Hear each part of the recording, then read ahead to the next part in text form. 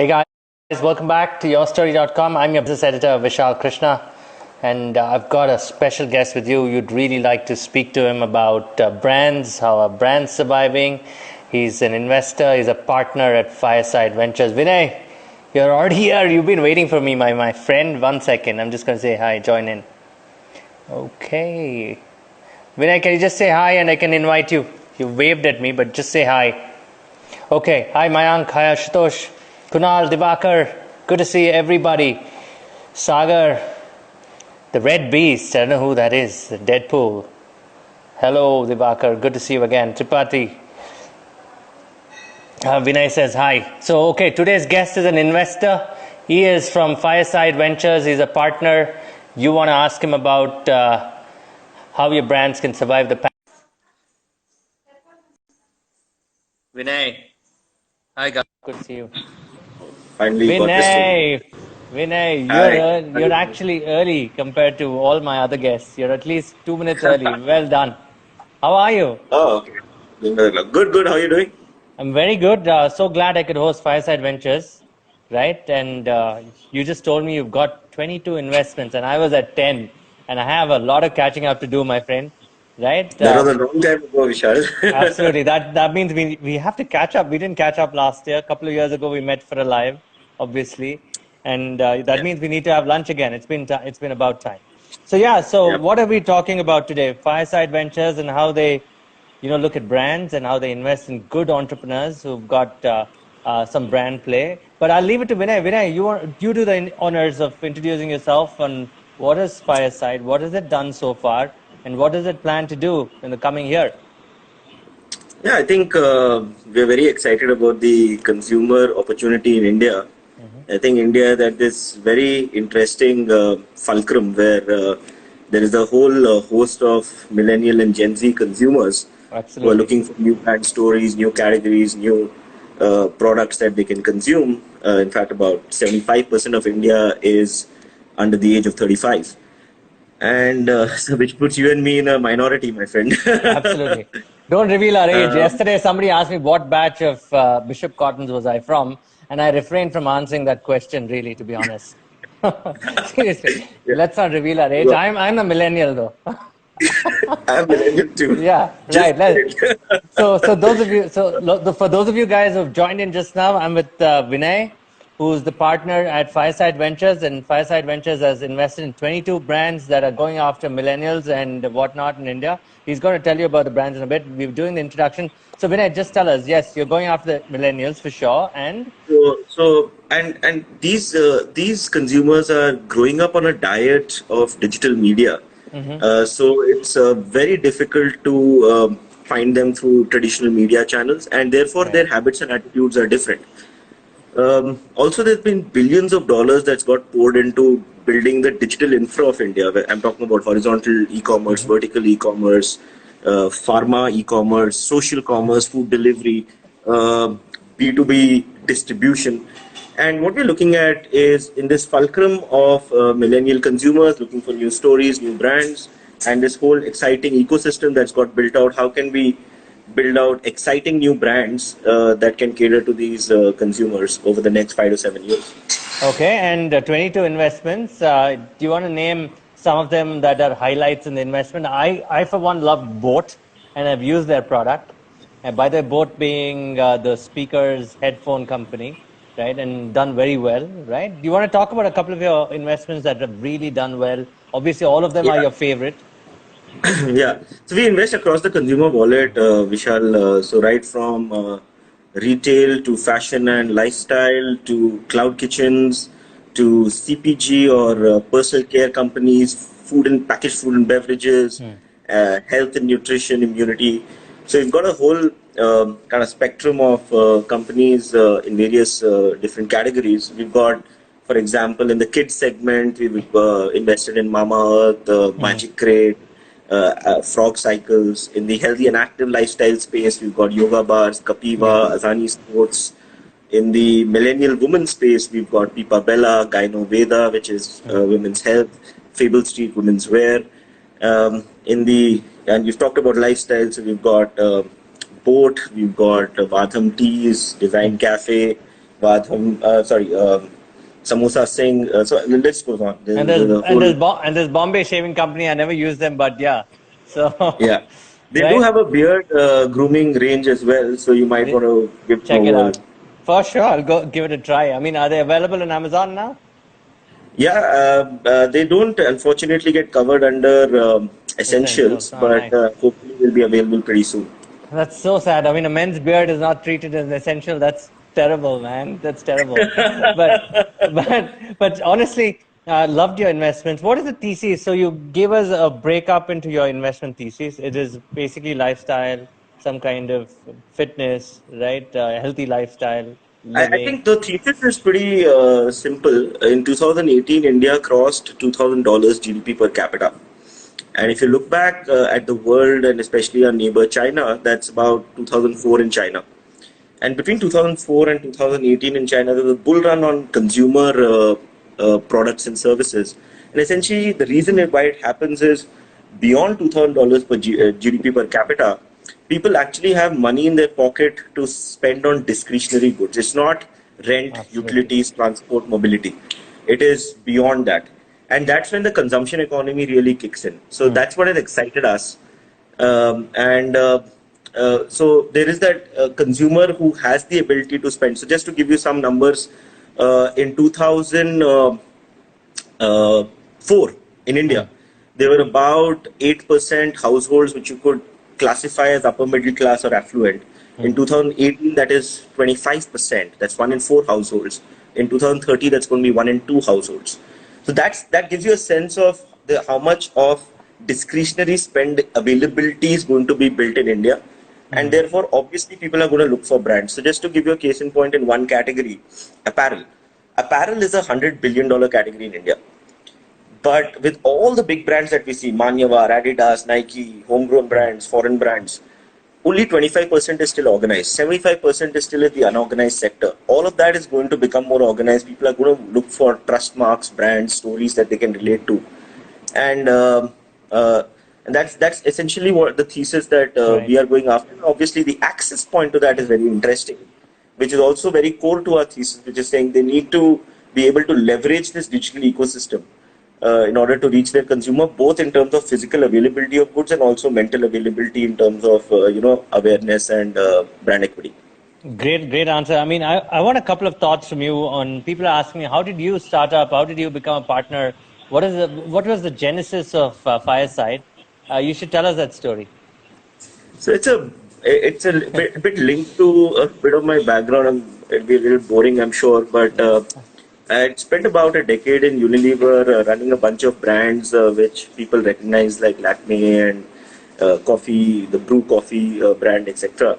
And it was about 2013 time frame that I was feeling very, very inadequate and uncomfortable as a marketeer. So sometimes I refer to ourselves actually at Fireside as marketeers masquerading as VCs. But felt a little uncomfortable in my skin because this whole world was going digital. Consumers were going to be moving away from mass media, spending all of their time on digital media, and actually completing their transaction and purchase there. And the Right. old school brands still are we're talking about brand building levers like store by store distribution and Distribution. GRPs, TRPs, and newspaper inserts. And I thought that in 2013 that was not a conversation I was willing to have. Um, so I left that. I joined a startup called Bank Bazaar, was heading marketing for them for a while, then ran my own company in the auto data analytics Hmm. space. And in 2016, after selling my company to Quicker, I was thinking back and saying, okay, I've learned a little bit about the digital ecosystem. Some appreciation is there. Hmm. Now, how do I combine my two passions for building brands in this ecosystem? And Kaval, who's my partner at Fireside, he and me had been talking for 3 4 years, and he said that, listen, the thesis is disruption across categories. So even if you create a company, it's going to only be able to address one or two categories best. So why don't you think of it as a fund structure? And Okay. yeah, that is That's a yeah, that start. is. Do you guys want to talk about your first investment and why did you bet on it? Actually, there were three we did it together, so we're talking to them simultaneously. So there was Mama Earth, there was Samosa Singh, and there was Design Cafe. It all Okay. happened. parallelly. We were already talking to them. We were raising our funds parallelly on the side. And once the first close was done, we could make all the three investments almost parallelly. At In those, fact, there's a fourth called Yoga Bar as well. okay, and in those days, what was it? A small check that you wrote, and was it an ideation check? In the tech world, they used $100,000 to $250,000, but in the brand world, it can't be that small. No, it has to be higher. What was your average check size at that point of time? Yeah, so Vishal, we don't do seed investments or ideation investments. We love to Absolutely. see some of the brands in the market, even if it's early revenues. That is good enough for us to just get a feel of what the consumers are saying, what's the review like, what's the equity that they're building, etc. Just for us to get our heads around that. So pre-revenue is something that we shy away from. We've done one or two, but it's very few and far in between. Okay. But our typical investment is in market, and we are happy to speak. Um, uh, so to answer your question, our first fund was a $50 million fund. We've done Okay. about 18 investments in that fund, and largely our investment strategy was put in about $500,000 to begin with, about 3 to 4 crores.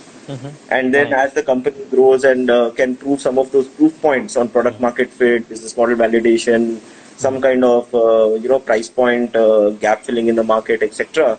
Then for growth we would write a $2.5 to $3 million check to kind of follow on. Nice, nice. How did the name Fireside come about? That's one of the questions on the from the audience. This is from Mayank. So yeah, so Fireside Family Office was the family office of Kawaljit Singh. So after he left Helion, he was kind of running his own family office, investing small angel checks in brands like Licious, Epigamia, etc. Nice. Passed away. And when we were thinking about starting the fund, he called me up and he said, we have to file with SEBI today, and what do we call it? I said, let's not reinvent it, just call it Fireside Ventures. So Nice. Good advice. Good advice. it was not So, advised. It was, but I'm glad you brought up Epigamia and Licious, and three brands that come to my mind over the last. I've already mentioned Boat, but 2000. You're definitely right. 2013 onwards, you start seeing entrepreneurs betting on it. I liked Wrong for changing the way people perceived apparel. I like Licious for the way they've made us perceive meat. It's an amazing package, right? And Epigamia for lifestyle food, right? Healthy eating of yogurt. That was an amazing brand play. I mean, so when you look at entrepreneurs now, I mean, say the 2019 onwards to 2025, what are the new type of entrepreneurs do you see in the brand play? see, I think there are broadly two buckets of entrepreneurs that we are seeing coming out, right? One is obviously seasoned people who have run this as a business in the past, maybe some other category, but understand the whole business of building brands.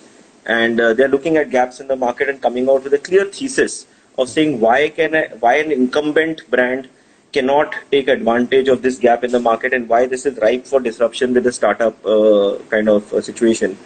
And the other is actually consume a lot. See, because you don't need to be an engineer to be a consumer brand Absolutely. founder, right? So they have personally felt a gap in the market or an issue, and they've said, "Hey, there are many." When they kind of talk to a lot of people, ran some surveys, they said there are many others like me, and let me build this out for them. So we're seeing both types. For example, the Yoga Bar founders both are auditors and consultants, nothing to do with FMCG. Whereas Mama, the guy was from ex Unilever, ex Coca Cola, and Vadham, for example, is a fourth generation tea entrepreneur. Wow, man. I mean, that's a great spread you have there. So you don't have to be knowledgeable in the space. You have passion, just enter. If you get the metrics of handling cash right in this business, do you look for that? That these guys have the ability to not just build a brand, but you got to know how to handle cash in this business, because when it's a physical product out there, you need to have service level agreements. You need to have regulatory approvals, right? You need to have all that in place before they come to you. Correct? Yeah, absolutely. I think so. For example, if you're a food brand, you need to have your FSSAI license in place. If it's a healthcare brand, you do need to have all of those drugs and cosmetic act licenses with you. But I think the broader point is that I think it's not very difficult, and there are a lot of kind of experts out there to help you with these navigating these regulations. But the regulations are not very onerous in India. In fact, as compared to US FDA or European standards, India is quite open to welcoming innovation. So that way, it's not very difficult for someone to start off on a brand journey.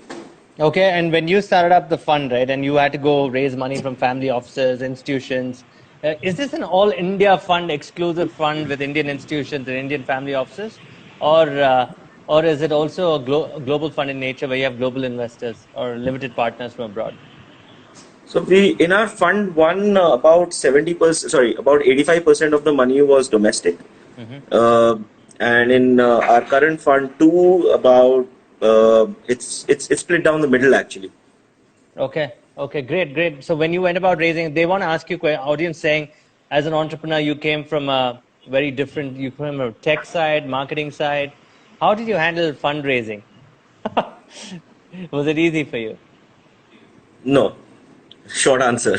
But go on, we need some more details. What happened? How did Yeah. you go about doing it? No, I think obviously having Kaval as my partner helped a lot. He brings in a lot of deep experience in Hmm. investing, both Hmm. in consumer brands as well as consumer tech. And also he was an operator before that in Intel and Unilever, so that kind of pedigree definitely helps. We also had Kanan Sitaram join us very early in the journey, about 3-4 months after our first close. And he also brings about 35 years of Hmm. operating and investing experience in the FMCG world. He was CEO of Dabur, before that head of sales for Unilever, after that with India Equity Partners and operating partner in the private equity world. So I think having that team definitely helped as we went out raising the funds. The second thing is I think we were very fortunate to get a lot of believers around the table, Right. especially in the domestic market. One, the corporates who have built brands in India. I'm naming guys like Unilever, ITC, Imami, Borosil. These were the guys who came out and supported us right from the get-go to say, hey, we believe in this disruption that is about to come in, and we would like to be part of this disruption as the way you are seeing it. And they supported us right from the beginning, and as well the family offices of some of the largest brands that have got built in India. So, for example, the Mariwala family office, the chairman founder of Marico, the Sipla family office, Benny Bansal, guys like this also supported us very early, and that really helped us get off the ground. And once the story got to be more real, when we did our first close, made a couple of investments, I think then the broader set of institutional investors also kind of trooped in. You know, I was asking the other day, a couple of brands came to us. I asked them, do you remember, can you name at least 5, 6 brands in the top of your head that are Indian? Most of us struggle to do that. Will that change in the coming years? What is the dearth in the market? What is the opportunity in the market for Indian brands? For example, you go to the US, there are thousands, millions of brands there, right? And people say it's a very mature market. But India has got the consumption base, and there is opportunity everywhere, different price points, right? So do you see next decade as being, I know we're going through a pandemic, I know it's very difficult times for a lot of brands out there. Do you see the next decade as going to be the era for Indian brands to emerge and also go global? Oh yeah, for sure. Even in our no, absolutely. So I think while the core thesis is around building for the consumption market in India, and because India's consumption in opportunity is very large, and also it's unbranded. Like I'd given you the apparel example Hmm. largely, so that makes it a perfect storm for new brands to get built in India. But uh, in the similar vein, from India for global brands is also something we believe will come of age, especially with supply chains and manufacturing moving to India, especially post COVID. But more importantly, what we look for is what is that unique story that makes your brand have the right to win in a market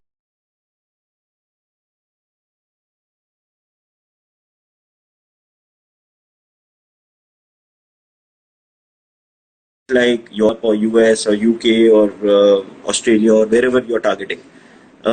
So, for example, there are two brands which are cross-border brands in our portfolio. One is Vadham Tea. We've spoken about Hmm. it. India is the second largest producer of the tea and the producer of the finest teas in the world. But if you look at the value addition of that tea, India doesn't add any value to the tea.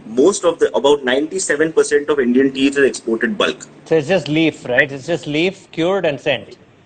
It's just bulk cured leaf just sold, and then the Liptons of the world, the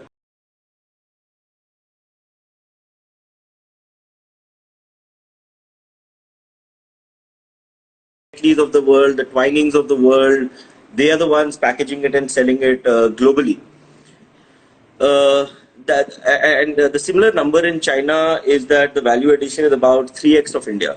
So they're able to sell a lot of brands on Amazon, Jet, Walmart, etc. So here comes an entrepreneur called Bala. He runs Vadam, fourth generation tea guy, and he says, why should Indian teas not have their place of pride in the global market? And some of that value capture, can he give it back to the Indian tea growers? And he's created a lovely brand called Vadam, premium teas selling in the US. Oprah Winfrey, Ellen DeGeneres have picked it up. 1% of its revenue goes back to the farms to educate the children of the tea pickers so that it's not a vicious cycle where, they're not able to get out of that farming as a lifestyle. So the right to win was basically availability of great teas and his knowledge of accessing the best teas in the world. There's another brand called the Ayurveda Experience is the platform, the website, the world's largest platform of Ayurveda, yoga, and Eastern mysticism, run by this entrepreneur called Rishabh. He sells two brands on the platform. It's purely D2C play. One is called Ajara, one is called Ayura, Ayurvedic personal care products. And again, in a manner that is built for the US market, but again, the roots and the right to win is it's an Indian brand. And who knows Ayurveda better than Indian brands? And there are multiple Ayurvedic brands in the US, but none of them can claim that we are authentic. So that way, we look for those right to win proof points when we're looking at cross-border e-commerce. No, it's fantastic you make that point. I for one believe that, how do you think regulations should change to, for example, when this COVID crisis happened, right? A lot of brands, I'm part of a group which protects brands, a lot of groups did not get the essential service kind of, they were not qualified under the essentials, right? So what happened is they lost out in distribution. They're all struggling. They had cash for 28 days. They could pay salaries for a month. Do you see that, this pandemic, how have your brands handled it? And do you think the government should realize that India is also about these young entrepreneurs who are going out, young or people older but who have got younger ideas? They need to be supported, right? I mean, and the very fact that their business is not running can play a dent to the Indian brand story. If this continues for 6 months, I'm sure that a lot of brands in India will die. Yeah. No, absolutely right. I think let me answer the second part of your question first and then come back to our portfolio. I think while you're right, I think if some of these supply chains and distribution chains don't come back online quickly, there will be a lot of stress for smaller brands and younger brands to survive. However, what was surprising and pleasantly surprising when I was reading an AC Nielsen report recently, in the month of March, it's actually the startup brands and the local brands who have gained share over and above the national brands across categories in food and beverages, personal care, and home care. Which actually is very heartening to see, because the national guys with national supply chains, complex supply chains, interstate movement of goods, all of those issues were there. And the local brands actually came up to support people by making their products available in stores, online, so that people could at least have their favorite snack or their favorite food or their favorite personal care item or something to clean their home with, without having to depend on the national brands. And they've gained massive amount of share over the last month or 2 months, so which is a good thing. The second thing that is happening is the government has actually already announced a small enterprise support scheme through SIDBI, where I would urge any brand who is kind of looking for some kind of support during this time. It's a low debt, low coupon rate debt option, payable. The payments start only 3 months hence, so you got a moratorium towards payments, very friendly terms, no kind of guarantees, etc. And this is something that the government is doing to support some of these younger brands. These are warrants, And no? I think They've said they'll take warrants or something like that. no, it's an unsecured debt, Hmm. Vishal, 10.5% coupon rate and Okay. moratorium of 3 months for payment. That scheme is available online as well, and anybody can take So advantage yeah, of it. guys, go to the SIDBI website and check it out. If you're a manufacturer and has a brand and wants to survive, check out that SIDBI form and you can fill it. And you have to qualify. There are some qualifying terms, and Absolutely. as Vinay says, it's low interest. So check it out. In And fact, also, the go qualifying on. terms is if you have more than 200 employees, you don't qualify. So it's actually Uh, meant for the startups. It's meant for that's a micro, small so enterprises. that's a good one. So okay, and about the pandemic itself, right? How are you advising your brands? So I think the good news is I think through the good times of 2018-19 as well, I think we were always very kind of uh, particular about people being frugal in their operations. So Hmm. there was always a lot of focus on unit economics. So we've never kind of looked at really growth for the sake of growth in our company. We looked at growth which is sustainable. So we'd rather not grow for a quarter or two, but set the basics in place rather than grow at a tearing pace, but then your unit economics take a beating. So I think those kind of frugal habits have actually helped us Hmm. in this period of stress. A lot of our brands are in pretty good shape. Some of them had raised money in the last 3 to 6 months, so obviously they have no stress.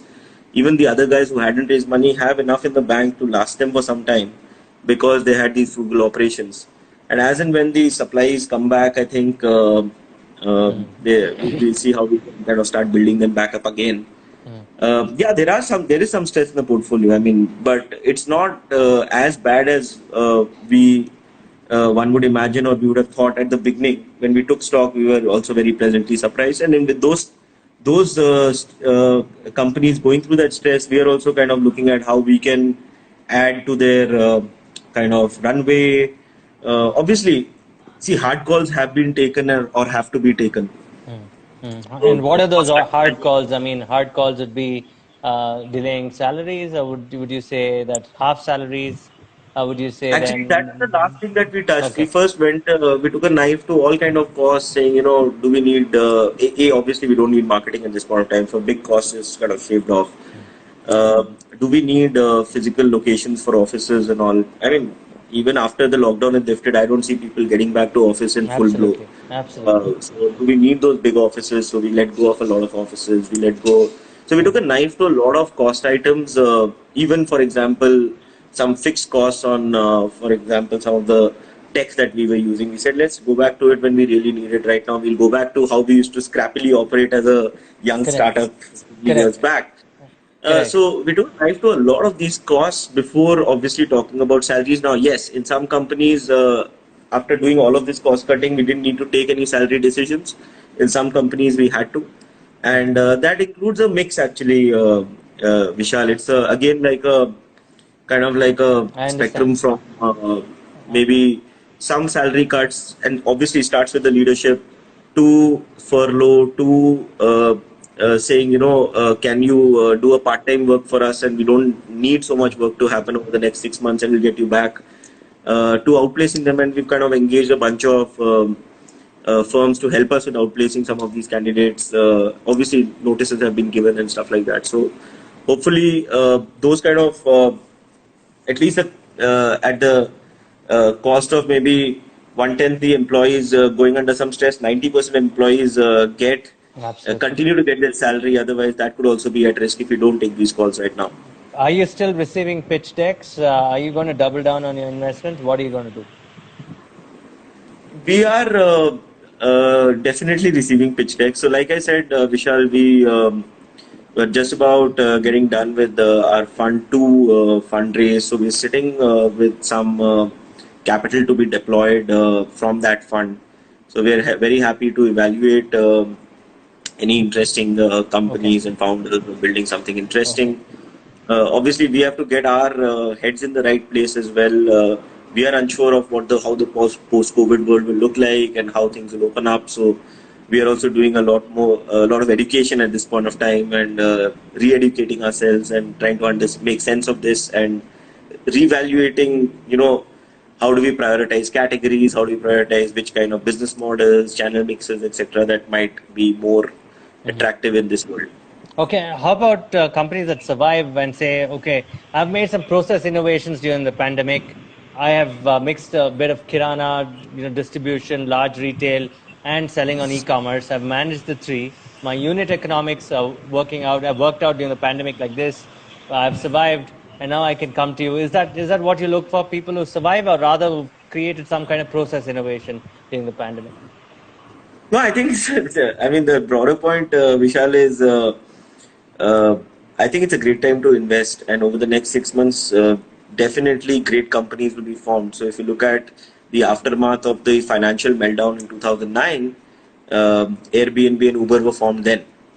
I think entrepreneurs who are going through this period or are starting up in this period, actually the habits of the organization, the DNA of the organization that gets set up now is going to be extremely frugal.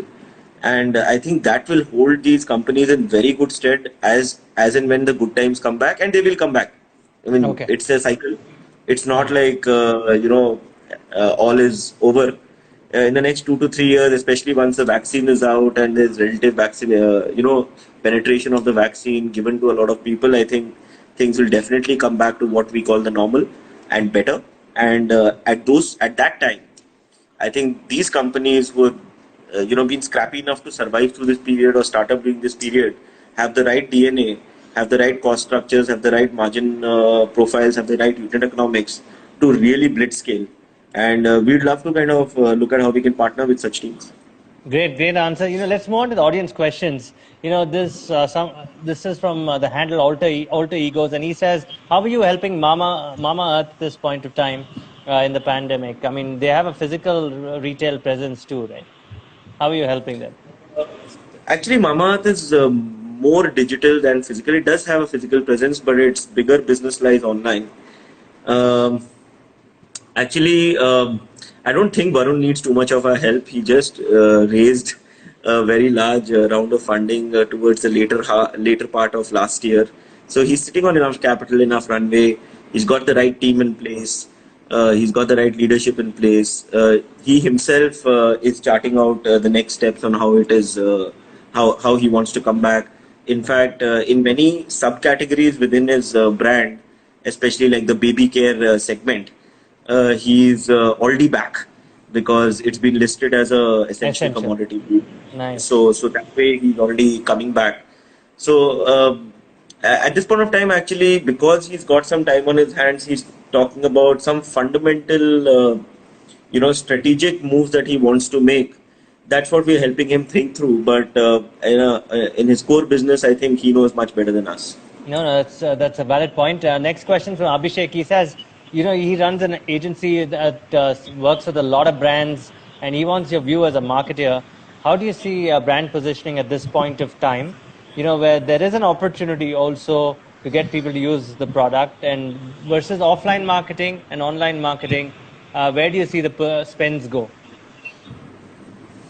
I think as the supply chains come back, so I get the context that he's from an agency, and I think that one will just need to be patient for a couple of months because no brands are going to be spending real big marketing dollars on brand building till the supply chains are back in order.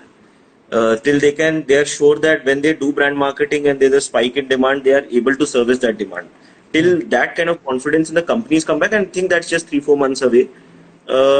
I think no brand marketing will happen, but post that, and especially moving towards the festive season, I think brands will come back with a vengeance because all of them are sitting and creating potential energy, and that gets translated into kinetic energy once the festive season comes. So there obviously all the raw animal instincts will be unleashed.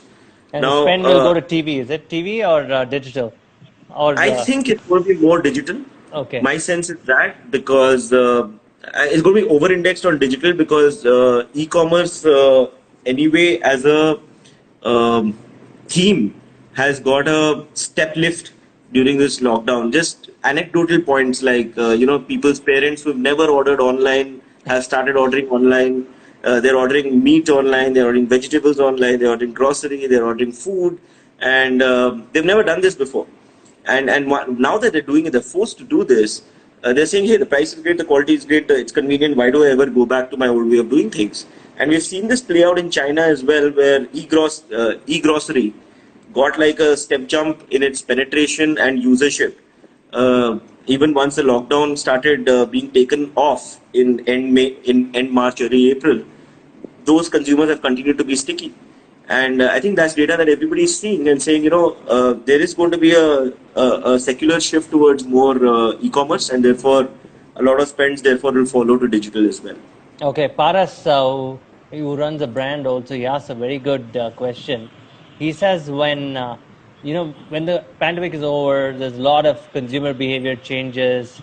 What is your thinking as an investor when new brands have to focus on these behavior changes, and what would these behavior changes be? I think health, hygiene, nutrition, immunity as a theme will emerge to be much more important in the consumer's life than it was before. And especially with the fact that a lot of consumers are staying with their elderly parents, relatives, or with kids around who are highly vulnerable. I think there'll be a heightened need for these themes and products and services around this.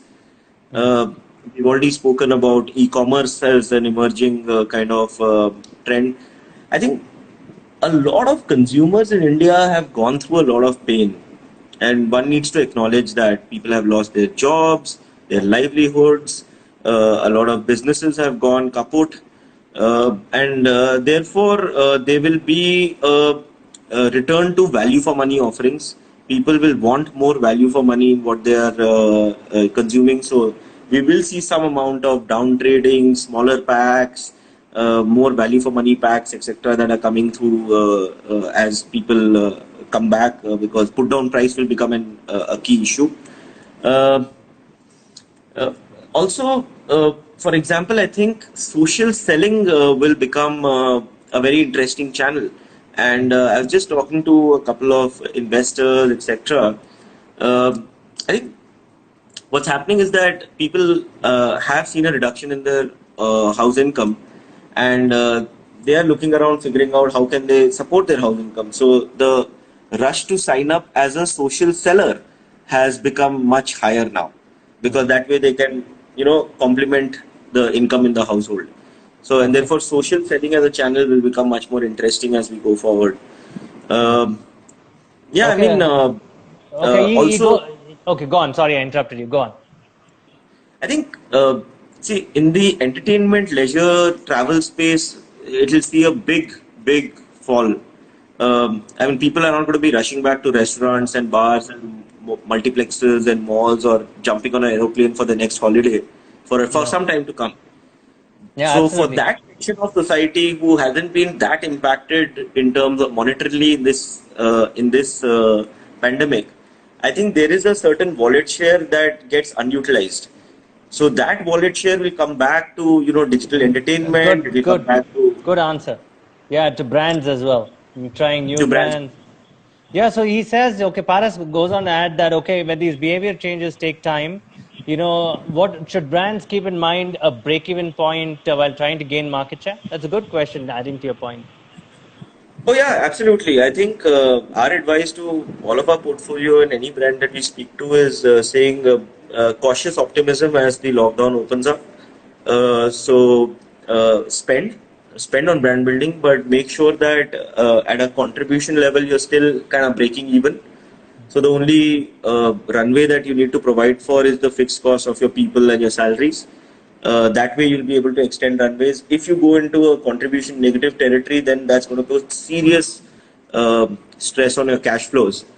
And in terms of the investing environment, it will take about 6 to 9 months for investors to get comfortable in their own skin, start doing new deals, start evaluating seriously new categories, etc. Hmm. So one needs to plan for that kind of time frame in terms of their cash balances. Okay, great answer. And Paras, throw in the questions. I think he owns the brands Honey Twigs, right? He's unfortunately stuck in the UK, and we wish him all the best and come back safe. But his brand's doing well in India. So he's got more Great. questions we'll ask as we go along. This is from EquiSeed. He says, "What? Okay, most of the brands also depend on finance.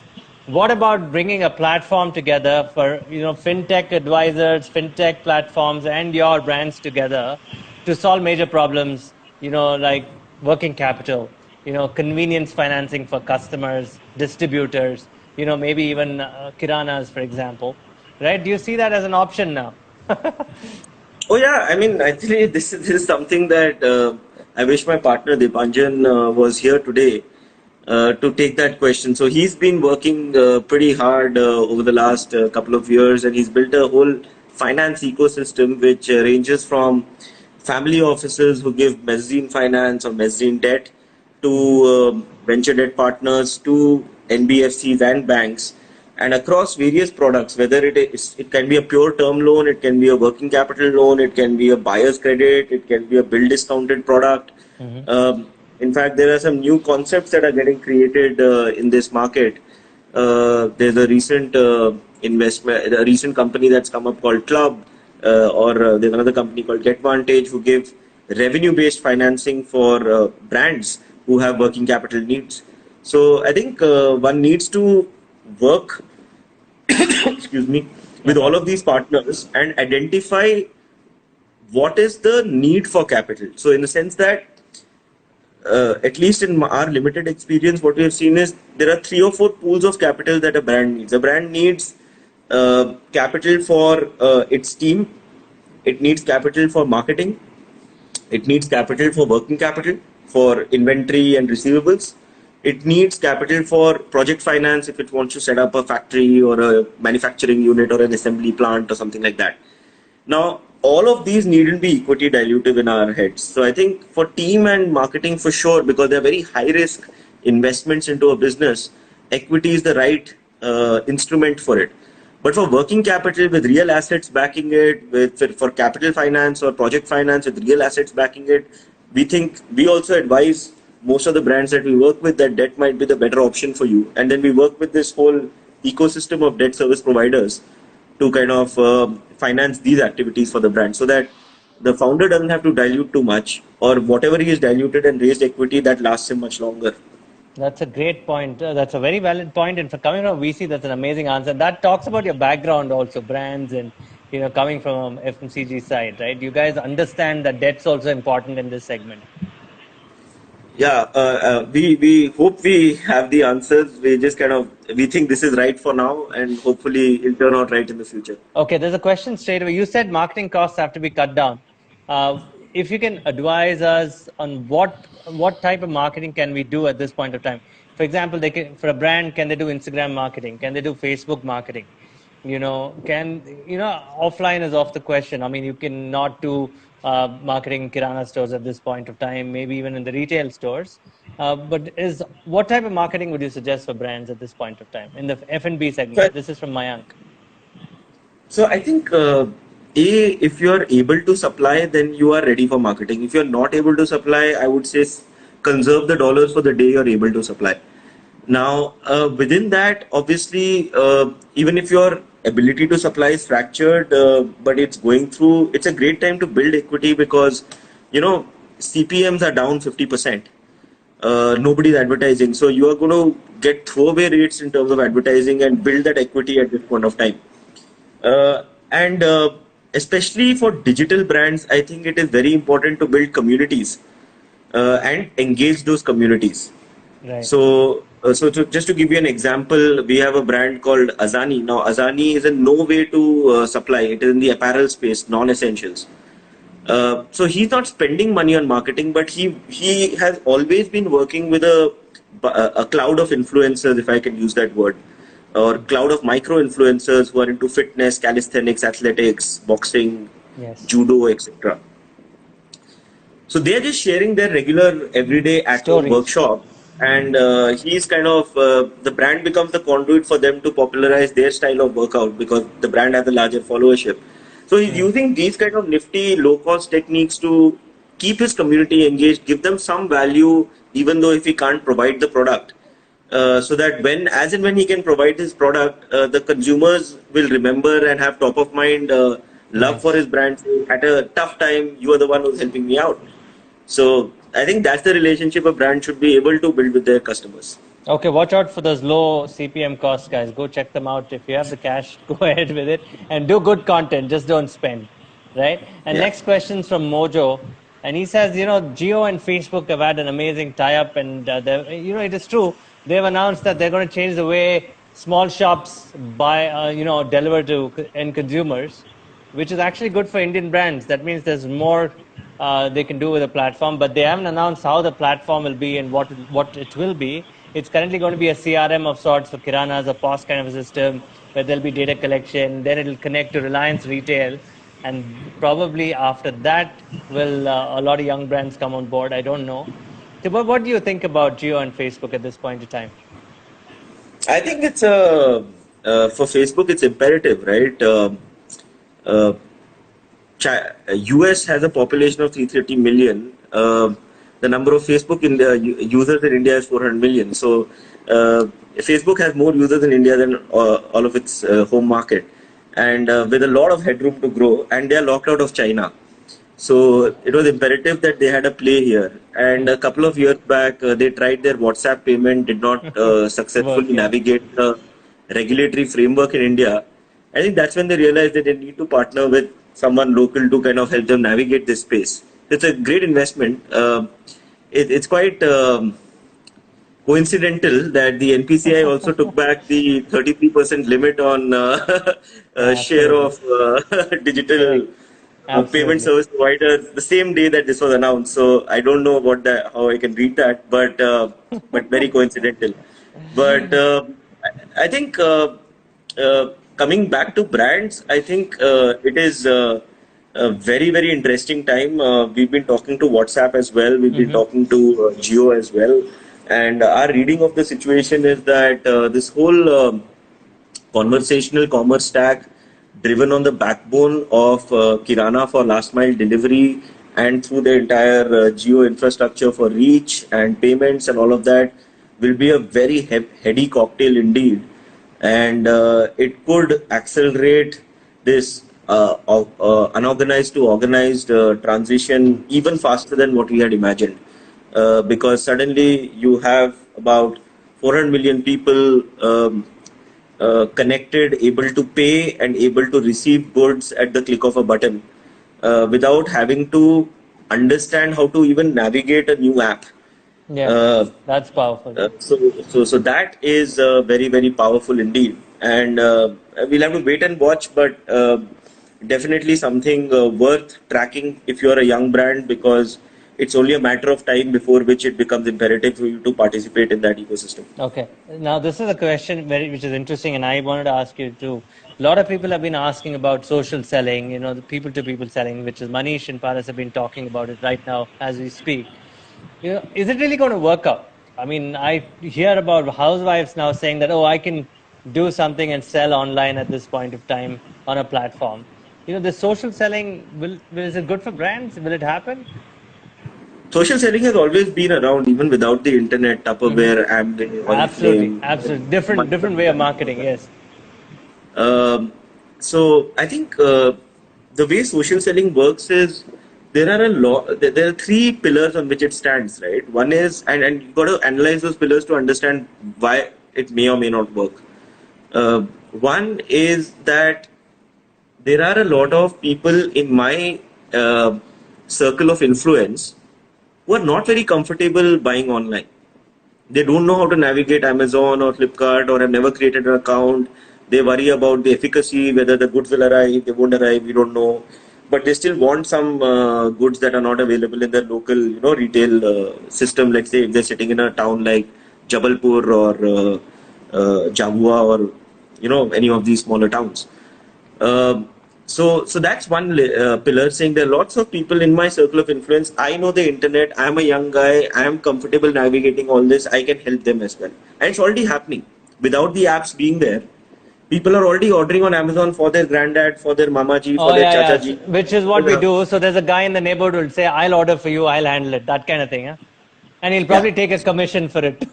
Yeah, he'll get a gift, little $100 gift from his mamaji or whatever, right? Yeah, So that's true. that's already happening. Second thing is, in his social circle of influence, every person is known for something. So you have a circle of friends, let's say, and for Vishal, for example, you are known as the health freak for whatever reason, your circle of influence or your circle of friends. So whenever they want to try out a new protein bar or a new protein powder or a new shoe, you're gonna be their first port of call. Yeah. And let's say there's another person in your circle of friends who's a techno gadget freak guy. Yes. So every time they want to buy a new, security camera for their house or a cell phone, they're going to go to him. So how do you use that social clout or social influence to influence the purchase? Saying, hey, I am recommending this. So in every social circle, for example, there'll be this one very stylish person who's great with fashion and great with fashion advice. Now she's best placed to do social selling of fashion items for her circle of friends. And the third pillar is Nice. availability. The point is there are unique products that are coming online which meet consumer demands, but are not going to be available in a Jhabua or a Absolutely. Morena or a any of these towns for at least 3 to 4 years. But there are aspirational people here who want access to those products. So as long as these three pillars continue, I think social selling is here to stay. Pindu Adu is a decacorn and built on the same pillars. And I think even Amway, GNC, Oriflame are very large businesses in India. And I think this will just continue. So Uh, the role of micro influencers is going to become greater, and brands should use them. No, absolutely they should, and especially now with the trends, at least in the medium term over the next 18 months, where people are going to be a little tight on cash, they want to kind of help with the household finances. I think the sign up for sellers will just go through the roof. Okay, there's a question from a brand. I mean, the person doesn't reveal the name. The brand's name is Swavya, and that person asked, is it a good idea to advertise now that the CPM costs are low, like you mentioned? What metric should we look at in terms of the return? What's the best channel to focus on? I run a women's clothing label, of course. Yeah, she says. So She or he. clothing is not essential. So I would say do not advertise because even if you advertise, you cannot make any money. You will just be paying Facebook and Google for eyeballs, but you have no way to supply. So the Okay. moment supply opens up, I think definitely advertising is recommended. Um, for the companies who are able to supply, what we are saying is, see, since the supply chains themselves are very patchy right now. Like if 10 orders get placed on the website, only 3 or 4 end up getting delivered, etc. So, see if you can nudge consumers towards making prepaid Orders, kind of pre-order. prepayment and see if you can avoid COD because that leads to more returns and all of that. And the way you advertise and the way you set up your campaigns in terms of its CTR, in terms of your website conversion, etc., make sure the maths adds up to not more than your gross margin. Because ultimately, you should make at this level of CPM, which is historically low, you should be making money. Because as things open up, the CPMs will go higher. You'll anyway be stressed on contribution. So right now, make money. Nice. There's a question from Prachi, and it's a funny one. She says, are you from MP? You've taken a lot of town names from MP. I used to be an ASM in Madhya Pradesh, so those towns come top of mind for me. That's very nice of ASF, you, man. Prachi, to have noticed that. Thank you very much. I wouldn't have picked it up off the bat, really. Very nice. There's a next Jedi kind of question, if you're a fan of Star Wars type. It's all about the big and the small, okay, and the empire versus no empire. So do you think the byproduct of this pandemic, in this pandemic, do you see corporate consolidation, and do you think that can take away the survival of a lot of young Indian startup brands? Every downturn and recession has seen heightened M&A activity. So the numbers don't lie. 2001, post the dot-com era bust, there was a massive amount of consolidation that took place. Even in India, for example, eBay got bought out. eBay bought out Bazi to Yes. enter India. Um, uh, very yeah. some of the older millennials will remember it. Go on, But go on. similarly, after the 2009 financial meltdown, there was a bunch of consolidation that happened. So I wouldn't say that consolidation will not happen, and consolidation is also good because if there are young startups who are staring at a wall, not knowing how to, you know, get to the next level, how to survive over the next quarter, maybe combining forces with another company which has complementary skill sets to yours, maybe in R&D, maybe in distribution, maybe in logistics, might help build that brand to the level that you as an entrepreneur dreamt of. So consolidation essentially is not a bad thing. But Okay. I mean, if the question is will consolidation happen? My sense is Yes. it will. Okay, great answer. And there's a question saying, a lot of these great retail brands from India had the opportunity to launch a lot of sub brands and capitalize on them as, units by themselves or, companies by themselves. Is that opportunity lost now that we have Reliance Retail as the powerful retail organization here? And do you see young brands being able to take on such a huge retailer who would probably go acquire a lot of brands too if they wanted? No, I think, see, irrespective of Reliance or the internet per se, I think retailers have always had private label. Even back in the 80s and 90s, where you look at Costco, Tesco, Aldi, Walgreens, Walmart, all of these guys have always had private label. Yeah, absolutely. But brands have still survived, and there are two or three reasons for it. One is private labels only are successful in low involvement categories. When it comes to high involvement categories, they somehow don't make the cut because that requires a lot more consumer engagement. Now, the DNA of retailers is that of merchandising, assortment, um, your supply chain and logistics and availability. That is the essence of retail. And the essence of brands, on the other hand, is more about brand equity, Yes, consumer matrices, mind measures, packaging, pricing, proposition. So the absolutely. levers of both these businesses are different. The DNA of both these organizations are different. So will brands exist? I'm sure. Every time there's been an innovation in retail, whether it is going from general trade to modern trade to e-commerce, e-commerce to vertical, horizontal e-commerce to social commerce, brands have always survived because they play multi-channel games. Nice. Because they are always available wherever the consumer wants them to be at arm's length. So Coca-Cola has this great saying that we want to be at arm's length of desire. Nice. Every Very, time very somebody true. thinks refreshment, they They pull have out to a pick it up. hand and there should be a Coke available with them.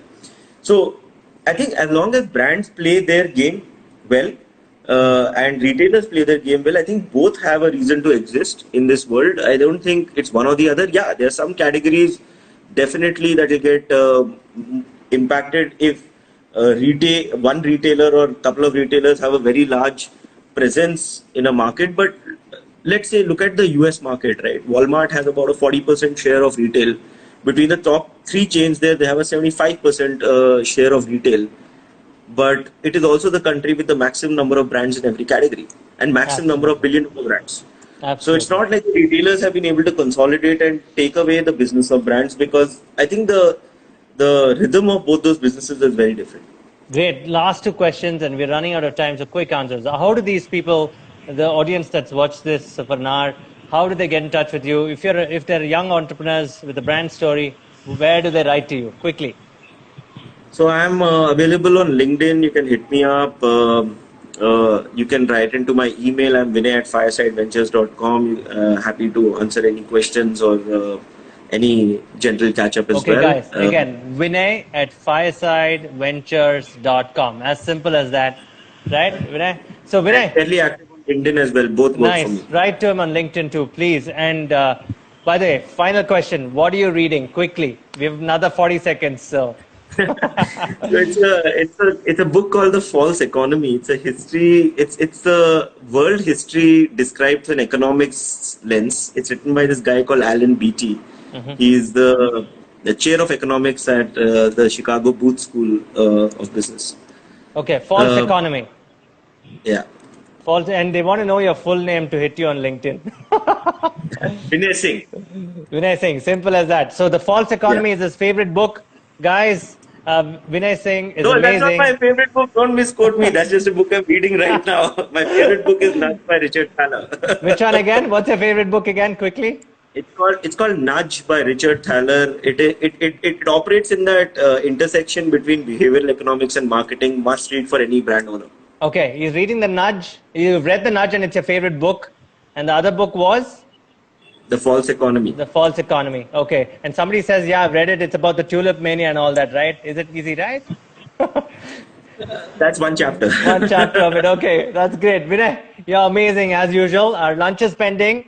And I'm going to hook you up next week on Zoom for another conversation where we're going to publish the story this time.